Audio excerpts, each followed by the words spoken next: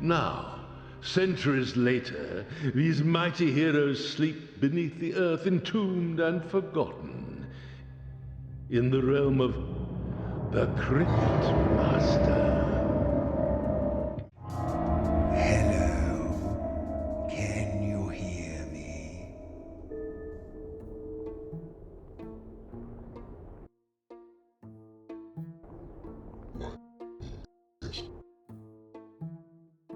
We start our journey by being dead. Or, I guess, being alive again? We were dead, now we're alive. In theme with our whole being brought back from the dead thing, we awaken in the crypts. There are 4 of us, 4 champions in life that have since forgotten their stories. Our names are Joro, Sin, Maz, and Nyx. Guiding us in our new life is the Cryptmaster, a renowned necromancer from the surface. He, like us, is dead, I think. But unlike us, he does not have a physical body. More of a ghost of Christmas past kind of thing. However, he left behind a powerful source of magic within our crypts, the Soul Stone. After welcoming us back to our new state of existence, he sets us off to collect his Soul Stone further in the crypts. Similarly to us, the Cryptmaster also is having some memory problems. We have to collectively work together to remember the names of items left behind. Things like a helmet, a coin, or a trumpet. Why someone left a trumpet behind in the crypts is a puzzle we don't have the time, or frankly the brain power, to solve right now. This brings us to the first mechanic of the game. The objects we find in chests or boxes will be described to us by the Cryptmaster, and depending on the prompts we give him, we'll find out different things about these items. For example, we could ask the Cryptmaster to describe how the item feels, if it makes any sound, how big or small it is. The list goes on. We only have so many prompts though, and when we run out, we have to guess the name of the item. If we get it right, then we get to keep all of the letters in the item's name. So in this chest, for example, we correctly guessed the item was a rat. All of these letters then got slotted into our character's bank, which is the second main mechanic at play here. The words we unlock for our characters will unlock new skills or memories for them, and we can use these during combat. The more words we unlock, the easier and more flexible combat becomes. The more memories we unlock, the more we understand about the lives and the stories of our characters. As we unlock more skills, this also allows us to level up our characters, adding additional letters onto their name. Gaining more letters and strategizing the letters that you get is a major progression point in this story. You can get more letters by fighting monsters, completing riddles, completing chess puzzles, fishing, all sorts of ways. So for people like me that are not intellectually inclined toward solving riddles, there are plenty of other options for progression. On top of this, there are additional settings you can select to allow for hints, tips, and additional bonuses to make the challenges a little bit easier. Or you can just use Twitch chat, who are collectively very good at puzzles. Now that the mechanics are settled, our story progresses with us getting the Soul Stone and heading up the ladder to the first area, the Bone Houses. We have a very pleasant conversation with the Cryptmaster on our way up there, and this is the first signal to the player that this game is actually a comedy. You'd like to go to the surface, wouldn't you? Maybe. Trust me, you will. Okay. What's the first thing you're going to do when we get there? I was dead and then I came back to life. What would be the very first thing I would do? I'd probably cry. No, you're so predictable. Look, I wrote down the answer I knew you were going to give. This is, I think, the start to a beautiful friendship. The Bone Houses are home to the rat population, and despite looking terrifying from a distance, they're actually quite nice, and fans of the fine arts. Oh, lovely! A troop of performers! The first thing we stumble upon in these sewers is an altar, dedicated to some healing god and protected by a spirit of someone named Agda. She doesn't let us pray or whatever it is we're supposed to be doing at this altar because we're undead and she has no respect for our journey. So we, in response, kick the shit out of her altar and find ourselves a new save point. All the altars we desecrate from here on will become save spots and allow us to heal our party. Trust me, there will be a lot of desecrating going on in the future. With our spirits feeling renewed, we wander around, chatting with the local rat population, and eventually come to this road leading to the tower. However, the rat guard tells us that only royals are allowed to enter the tower, and since we don't have crowns, we obviously are not royalty. Honestly, I can't really argue with that logic, so we move on in our newest priority of finding some crowns. Conveniently for us, the royal tombs are right around the corner, and we head in that direction to rob us some dead people crowns. We have a bit of a hiccup trying to get into the tombs, but luckily find a caged rat that's willing to offer us some help. What can I do for you? Tomb. Ah, you want to Yes. the big eyeball over there, do ya? Want to get into the tombs, eh? Well, let me give you a little hint. He's not as tough as he looks. Tell him you're Robert, and he'll open right up. Okay. I'll do that. I don't know Half an hour. why, but I will do that. What is your bid I'm a robber. at the royal tombs of son of Lena? True. Robber. You're tomb robbers? Why would you God damn it. But you can't come in. Be gone. You're the worst. You're terrible. You. God damn it. You did it! You told him you were going to rob the... Oh, I never thought you'd actually do it, you bunch of idiots. God. All right, that's the best laugh I've had. So, I'm gonna do you a little favor. After that humiliating encounter, we make our way to the first tomb, Marta the Wise. We find that there is a lock puzzle on the door, which I'm not able to solve right away, and I have to drag my way back to the caged rat for advice. He tells us that Marta wasn't really so wise and that she seems to live in a fog of her own mind, giving us a clue for the password to the door. Heading back, we're able to unlock the door with the phrase "missed" and proceed into the tomb. After fighting our way to the end, Marta gives us a riddle in exchange for her crown. Thankfully, the riddle is pretty easy, and Maz takes ownership of crown number 1. We repeat this process 3 more times, getting crowns for the whole party and successfully conning our way past the tower guard. But our ruse is immediately halted by the second guard at the top of the stairs, who decides that having a crown isn't enough. He insists that we also need a royal decree for our title, something that seems to be maybe a little harder to find than a couple of crowns. As we exit the tower with our heads hung in shame, we wonder how we can possibly find or forge a certificate of royalty.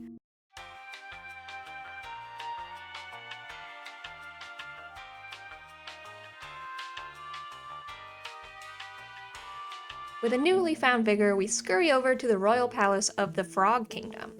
We solve some minor puzzles, kill some guy who was sent to slay us by the High Priest Otto, and make our way into the King Gago's royal chamber.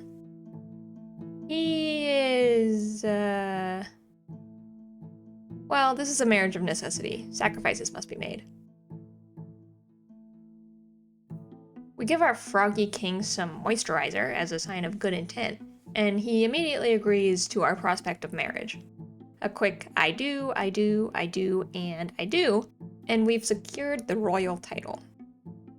We immediately run back to shove this title right in that stupid little guard's face, who shows us into the tower and towards the King of Rats. We talk to the king's son on the way there, who explains to us that the king has locked himself in his room so that he can focus on his diss track? Yes, his diss track. Us, needing to buff up our resume now that we're back to being alive anyway, decide to head up and help him out. He's apparently writing the track for some queen further towards the surface, and asks us to take it to her when we head that way. We say sure, but only if we get to help him write it. And honestly, it kinda slaps.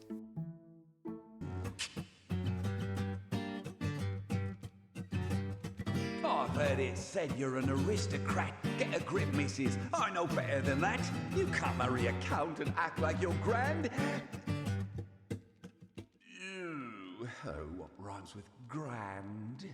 After that joyride, we head back to the elevator, making sure to tell the king's son that we love him. Good luck, I love you. And ride up to the kingdom of the sea.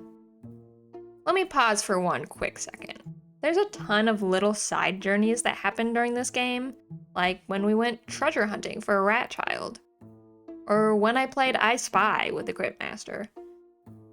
I had to cut these out of the video for the sake of time, but if you want to see the full playthrough, you can watch me play all of these games live on Twitch. And while you're thinking about it, maybe just subscribe to the YouTube channel while you're at it. Getting back to the game, the next town that we find ourselves is the town of Pantry. Pantry is pretty small, containing a simple market, some caves, and a tower at the peak of the cliffs. We discover that there is apparently some real value in trading cards, because that's the only thing being sold by the various vendors around town. But I haven't really explored the card minigame much, so none of these wares are particularly interesting to me. There's also a fortune teller in town who tells us some generic nonsense for 20 points. We do end up getting a single letter out of it, which I waste on the letter J because I am Joro, and thought it would give me something cool. That's what I get for trusting a fortune teller in the first place. We decide to venture into the caves and along the beaches next, which are absolutely riddled with unguarded chests and crates. I don't know why people think leaving their valuables in an unlocked chest in the middle of the pier is a good or secure idea, but we absolutely load up on letters during this stretch of the road. There are some big crab monsters in the cave that give us a tiny bit of trouble, and there's one chest that scares the absolute hell out of me, but with our newly expanded collection of words, we're able to quickly fight our way up the cliffs and into the Grand Tower. It's so grand, in fact, that the owner automatically assumes we are servants and shames us for looking so grubby. I think for a couple of folks that just rose from the dead, we're doing pretty well, but I guess it's just a matter of perspective. We slash and crash with all the other undead servants as we proceed towards her personal chamber, only stopping briefly to read the labels on her wine caskets and to destroy an altar or two. However, at one of the altars, Agda has a little something to say to us.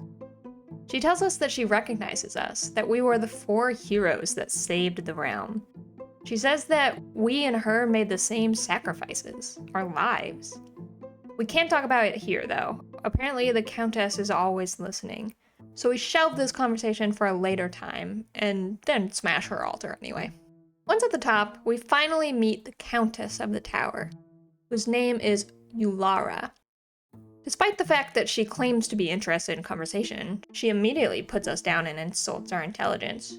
So we play her the diss track in response. You're an aristocrat. Get a grip, missus. I know you better than that. You can't marry a count and act like you're grand. You think you're hot, but you're really just bad. She is unamused, but I get a kick out of it. After some back and forth, we tell her that we're looking for a way up, and she tells us that she could help us, but we have to do something for her first. She has a wide collection of reading material in her library, which upon inspection seems to be like 90% smut. But there are these 4 tomes that she's failed to get her hands on. These tomes are essentially gods trapped in book form.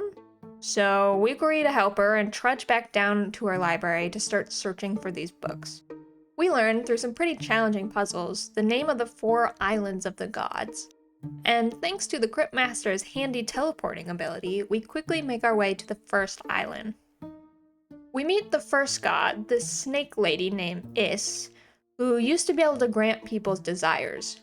Finding out the god's power is a key part to solving their final puzzles, so we keep this information close to our decaying chests. Battling our way through the snake-filled tomb, we eventually find ourselves in her personal library. The ensuing battle is stressful, as she essentially one-shots each of our characters. And it's just a matter of using our skills to figure out what her final power is by filling in the letters as quickly as possible. We're able to get her word of flirtation solved within time, though, and grab the book on our way out. We then proceed to complete this process 3 more times for the other gods, completing our literary collection and turning the book over to the countess in exchange for access to her observatories, aka our way up.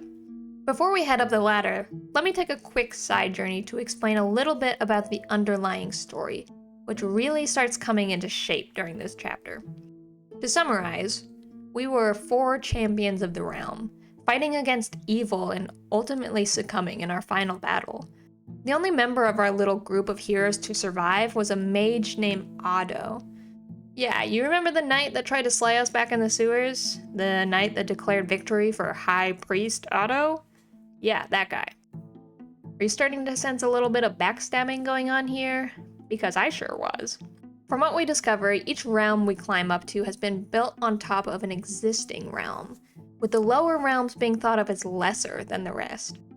This sets the idea that the top realm, referred to as the surface, as the holiest and the most pure of the realms.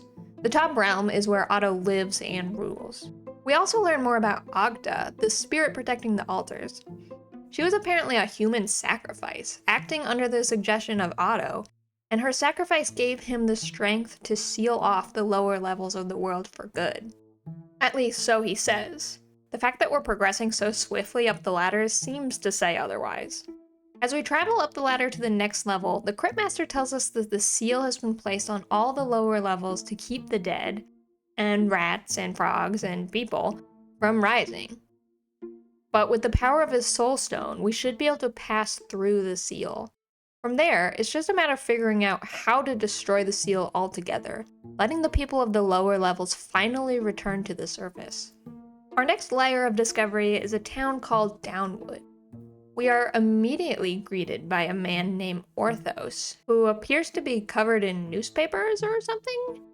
I get a general conspiracy theorist vibe from him, but he's actually quite friendly to us. He tells us that the town is the last checkpoint between the underground and the surface, and because of this, it's heavily patrolled by the paladins. Orthos doesn't seem to like the paladins. Luckily, he can tell that we aren't paladins due to the whole being dead thing, and he lets us in on a little secret.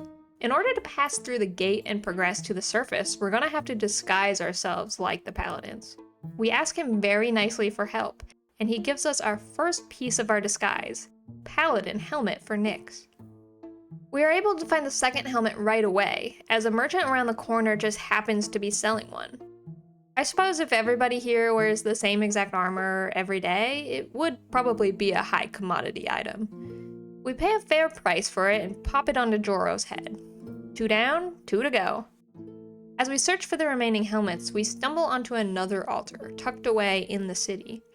Agda, being free from spying ears, tells us more about the seal and the great power contained in the soulstone. It does, in fact, have the strength to destroy the seal forever. She pleads with us not to destroy the seal, to not plunge the surface into darkness, and instead to hand the soulstone over to Otto. I don't like this idea very much, and honestly, she probably would have been better off just not telling us anything to begin with. We find our next helmet in the mines, on a body that has died in a very convenient place for us. Figuring he won't be needing it anymore, we take it off his hands and plop it onto Maz. Only 1 more to go. But then again, maybe the gate isn't as picky as we've been told. We decide to try our luck and attempt to sneak past it, but the eye door is really a stickler for the rules. Not only does it reject us, but it has the guards come and put us in jail. Unlike the eye door though, the jail guard is super cool. He tells us that his best friend is also dead, just like us, and he holds no judgment. We tell him that we repent for our mistakes, and he sends us off like a couple of children that got caught stealing candy. Best NPC so far. Even better than Steven. Yippee, you did it. Not wanting to push our luck any further, we search around for the last paladin helmet. We find this one in another very convenient dead body deep within the mines, and pop the still warm helmet on Sin. With our squad now outfitted with their best disguise, we head back to the eye door with a new sense of confidence. Our confidence is short-sighted, though, as the eye door immediately asks us which squad we belong to. In a panic, we shout out a random word, not realizing that squads are numbered. So back to jail we go. The nice jail guard is disappointed to see us return and tells us that he expected better from us. We hang our head in shame and apologize.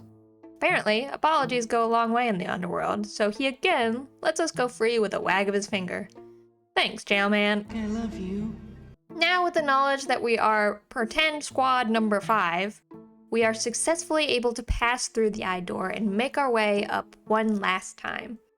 With the power of the Soul Stone, we're able to pass through the seal, though none of us are particularly comfortable with this idea.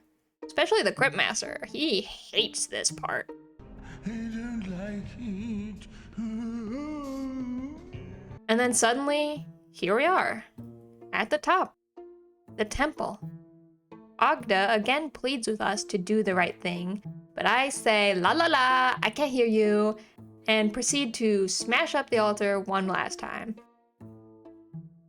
The temple is absolutely riddled with paladins, and fighting our way to the top takes some serious time and dedication.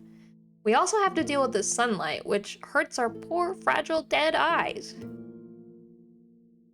But eventually, we make it to the end. We're face to face with Otto, who honestly looks terrible. Eternal Life has not treated him well. He's also not one for small talk, and tells us that he will maintain the line between the surface and the dead, even if he has to send us back all on his own. We utilize the full range of our powers in the ensuing fight, cracking down his letters and demolishing his shields. We suffer some casualties, but death is only a temporary condition for us. With our resurrection skills and our arrangement of healing strength, we make it through the encounter stronger than ever. With his final breaths, Otto summons the Cryptmaster to speak. We learn from Otto that the Soul Stone, this source of our power, is actually Otto's soul. It was the trade he made to save the realm during the long past war, giving up his soul in exchange for the seal being placed over the realm of the dead. That all his sacrifice, all his suffering was done to protect the surface. The ongoing conversation between Otto and the Cryptmaster debates each of their outlooks on the undead, with Otto seeing them as soulless, evil creatures, and with the Cryptmaster saying they're just as alive as the people on the surface. Who is Otto to decide the fate of the undead, he argues. Well, I am the one to decide, apparently. I hold the Soul Stone. 2 options are presented to me now. Do I kill Otto and unbind the seal over the lower levels? Or do I smash the Soul Stone and keep the surface forever free from the undead? As I contemplate everything I've learned along the way, I realize that the lines between good and bad, between heroes and evil, they're not quite so cut and dry. None of the people I met on my way up through the levels were truly evil. Misunderstood, maybe. Chaotic, perhaps. But evil? Not even Otto, the person I had built up in my mind as someone who betrayed us and then sealed us away. Someone who sent his paladins down to the sewer to slay us. Not even he was truly evil. Everyone was doing what they thought was the right thing to do. They just didn't have the full picture. But maybe I could show them the other side of the coin. I realized then I could do neither of these options. I could say no. And so I did.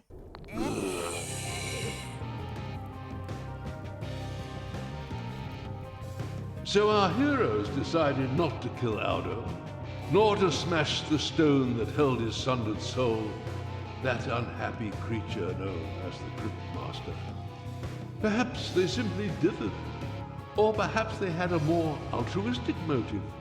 Whatever the case, they used that smallest and most powerful of words. They said, no. Thanks to their heroic non-compliance, an uneasy alliance was formed between the 2 halves of the ancient precinct, and a new order was formed in the city. Guarded by his 4 legendary companions, the seal was to be preserved in a largely dormant state, with a certain amount of traffic permitted between the city and the underland. The living soon found the dead were rather more boring and not nearly so evil as they'd been led to expect, provided one kept a respectful distance. The dead, for their part, discovered that they mostly preferred the sober gloom of the underland to the glare of the world above. Generally speaking, they existed in a messy, shifting state of compromise, just as all good civilizations do, when they move beyond childish notions of black and white, and begin, once the dust has settled, to take one another at their word.